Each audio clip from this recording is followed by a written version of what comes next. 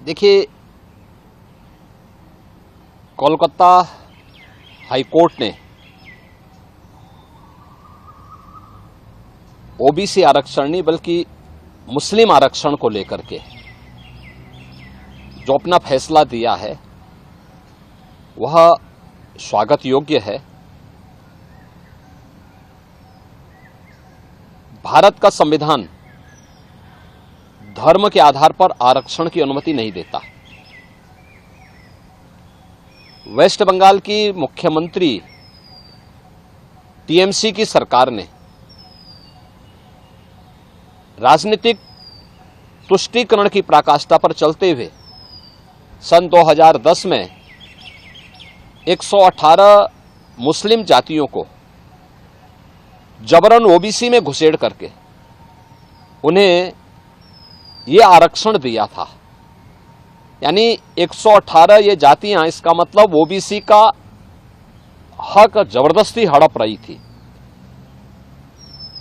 और इसी असंवैधानिक कृत्य पर माननीय उच्च न्यायालय कोलकाता ने टीएमसी गवर्नमेंट के फैसले को पलटा है और एक जोरदार तमाचा मारा है।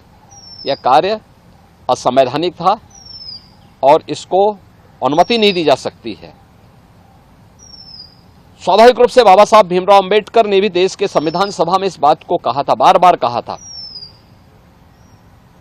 आरक्षण भारत के अंदर अनुसूचित जाति जनजाति के लिए और मंडल कमीशन के बाद ओबीसी के सामाजिक और आर्थिक पिछड़ेपन को ध्यान में रखते हुए आरक्षण की व्यवस्था की गई थी। लेकिन धर्म के आधार पर आरक्षण की इजाजत भारत का संविधान कभी नहीं देता।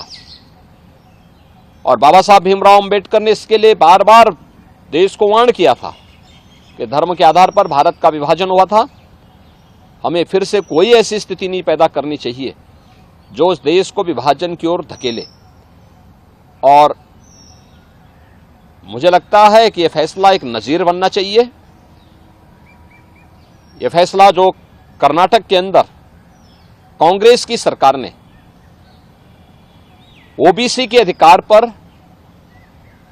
इसी प्रकार की सेंधमारी करते हुए मुसलमानों को आरक्षण देने का काम किया है, और कांग्रेस की सरकार ने आंध्र प्रदेश के अंदर भी इस प्रकार की जो शरारत की थी, इसका जोरदार जवाब दिए जाने की आवश्यकता है। और मुझे लगता है कि किसी भी प्रकार के उस कार्य को जो असंवैधानिक हो, भारत के विभाजन की आधारशिला रखने वाला हो, भारत को कमजोर करने वाला हो, उसको कतई स्वीकार नहीं किया जाना चाहिए। देश की कीमत पर राजनीति की जो नीति चल रही है, खासतौर पर कांग्रेस और इंडी गठबंधन से जुड़े हुए दलों में जो होड़ लगी है, इस होड़ को पूरी तरह खारिज किया जाना चाहिए और इसको बेनकाब किया जाना चाहिए।